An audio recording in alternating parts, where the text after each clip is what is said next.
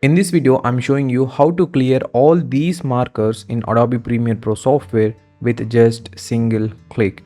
You can see here there are so many markers. If in case you want to delete one by one, just double press on each marker. A window will be pop up like this. Here select the delete.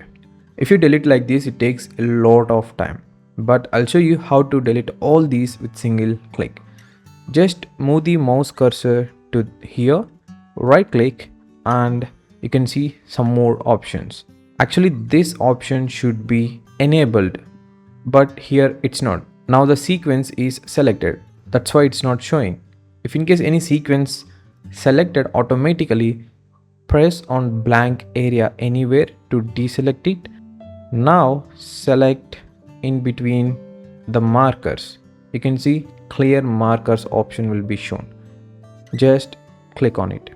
Boom, everything cleared with just single click. So this is how you can clear all the markers. I hope this video is helpful for you. If yes, don't forget to click that like button and also subscribe to this channel for more amazing video editing tips and tricks.